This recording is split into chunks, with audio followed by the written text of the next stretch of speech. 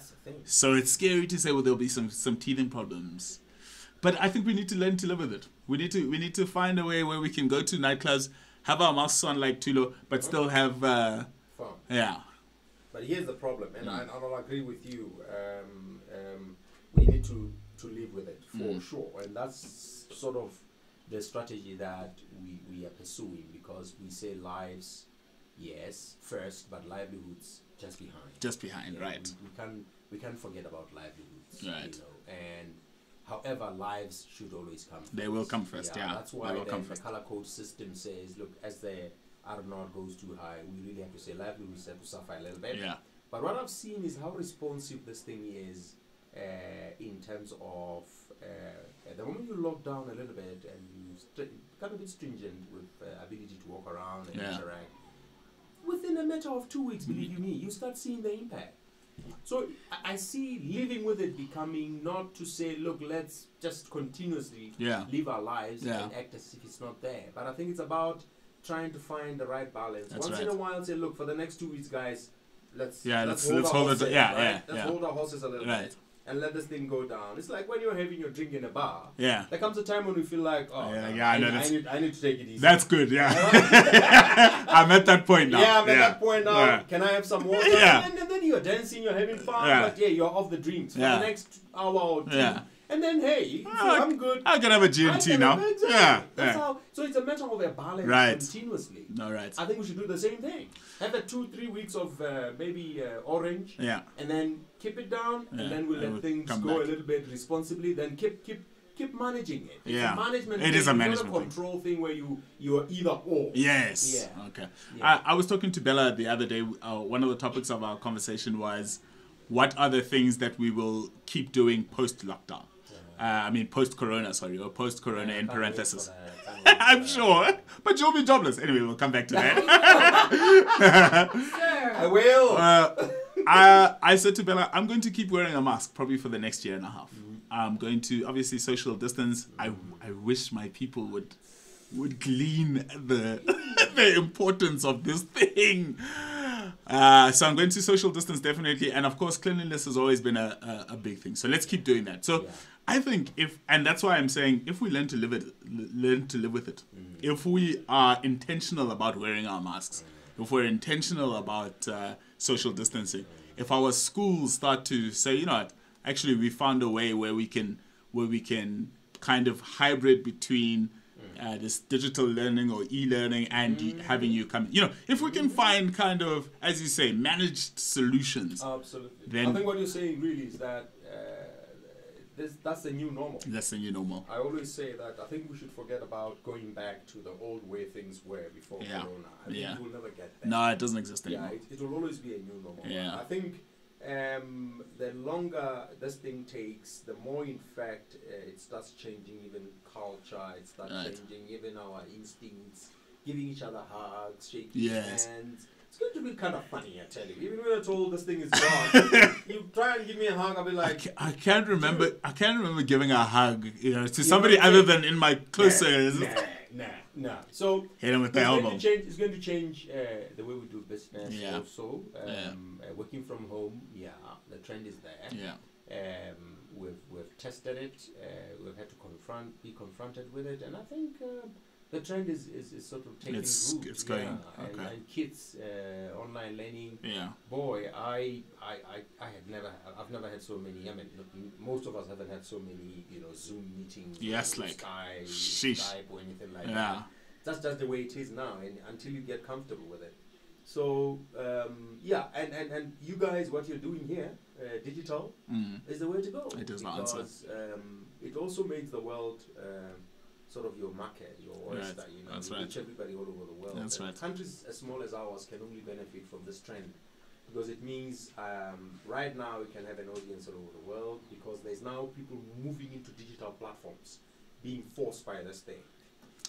Last week, when the Prime Minister was here, we had 197,000 people listening. All around the globe.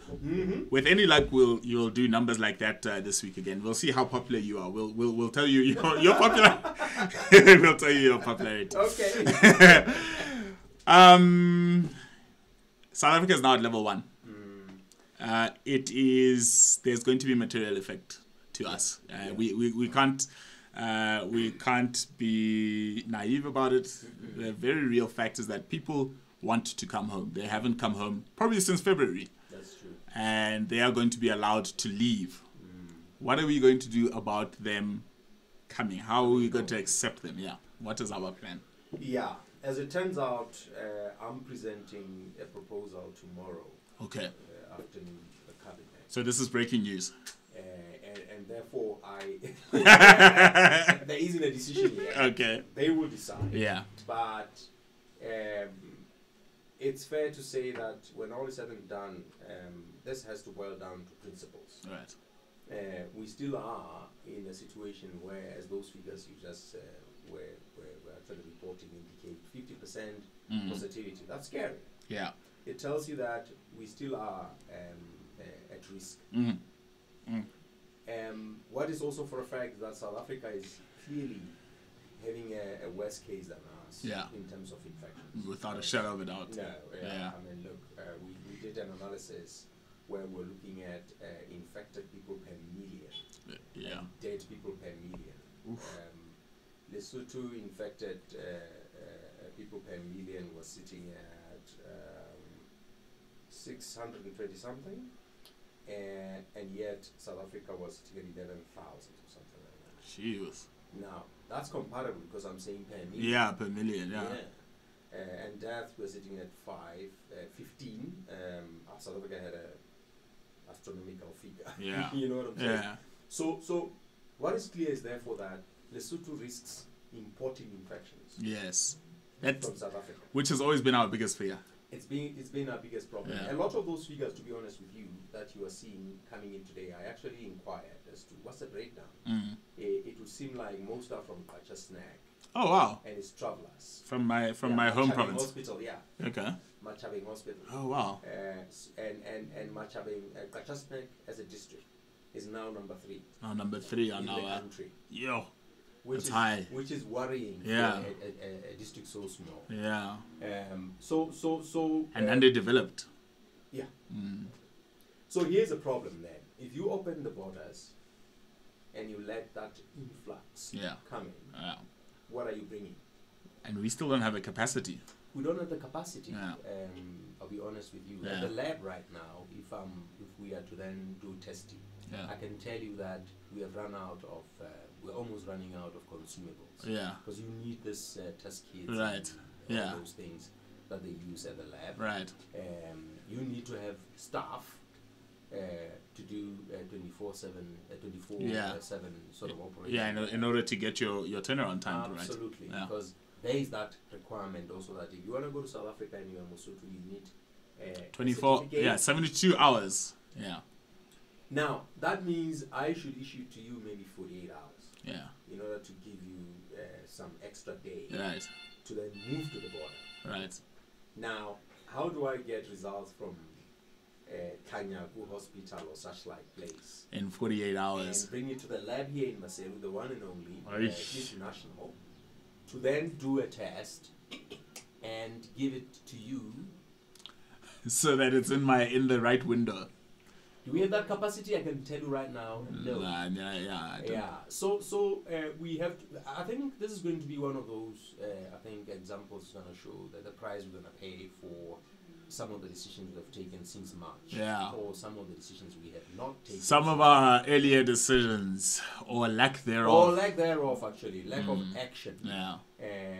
NACOSEC not being able to purchase PPE, purchase consumables at the lab, test kits, and all those things. Being able to upscale our ICU beds. Absolutely. So we may have to decide, and I'm saying it's not my decision. All I can do is make a recommendation. So we'll see what the decision comes out yesterday, and we'll publicize it so that Basotho know what's coming at them on the 1st, which is next Thursday. It's a week away. I have family in Johannesburg, and you will need an AK-47 to stop them from coming. It is. So what we're thinking is this: you don't want to also prevent Basotho from coming to their own country. Right. I mean, if we open the border, and that's a decision to be taken. Yeah. then every Mosotho, wherever they are in the world, is their right to come to their To country. come home. Yeah, in fact, even when your borders are closed, you have to have an arrangement for nationals to come in. Right. It's like your kids. You can't just say, hey, look, it's it's 5 o'clock, Yeah, it's all bad. door locked, go to hell. Sleep wherever you are. No, Yeah. you can't do that. Yeah. We will have to then have an arrangement for Basotho who come back. Now, the philosophy that we're beginning to adopt is to appreciate the fact that people will invariably go to the illegal border crossing. That's right. Anyway, Yeah. if you start complicating it for them at the legal border post. Correct. And therefore, we have to be smart strategically and remove the incentive to go to the illegal border crossing. How do you do that? You, one, open the border, open the official border. Two, remove all these obstacles of like you don't have a passport. Yeah. They lose their passport. Yeah. They have overstayed in South Africa. No, it's a lot. It's a lot of different. Yeah, which basically leads people to saying, "Hey, I'm not going to that official border post. I'm going to the illegal, crossing." So you want to say, "Hey, look, come back home. The border is open." Yeah. Two, hey, if you don't have your papers, you're fine. Yeah, we'll sort out. We'll sort you out Yeah. at the border. The advantage of that is then it gives you control. You're able to then screen them at the border. Right. We are thinking of at least rapid testing. Okay. Yeah. Rapid testing. Yeah. It's not as accurate as Yeah. the PCR that's done. But that tests for the antibodies, eh? Is that the one? There are two types. Okay. There's one that tests for antibodies. We're being advised by experts that avoid that one. Avoid that one. They don't Okay. like it. They don't like that one. Okay. They don't like that antibody. But there is one called antigen. Okay. Which apparently looks for some protein in your blood. The protein is a signature that shows the virus was here. It was here. It's Okay. better than antibody. But at the end of the day, it's about an imprint in your blood that shows this virus was here. Okay. So it still doesn't say you are positive. Yeah.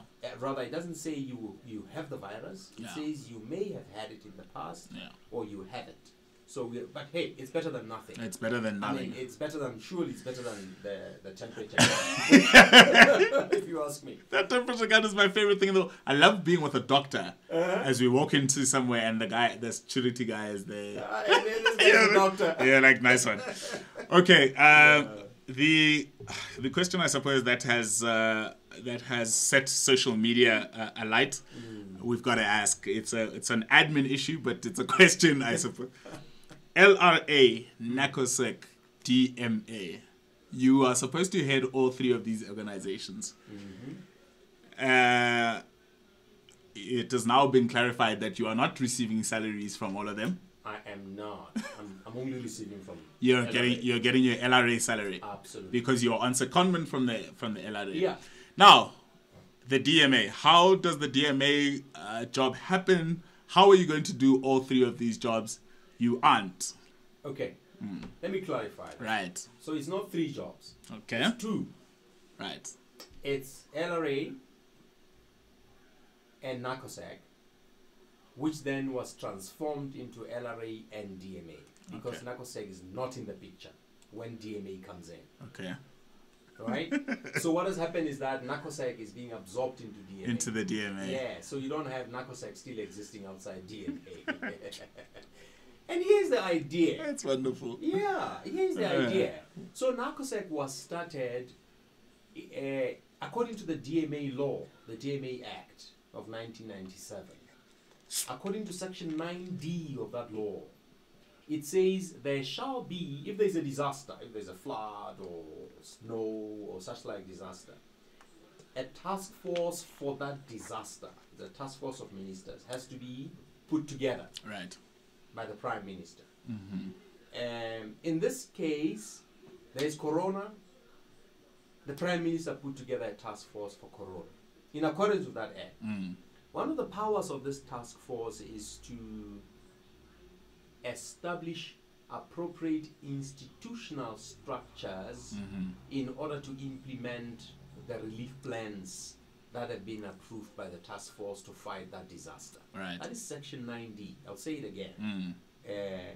Establish appropriate institutional structures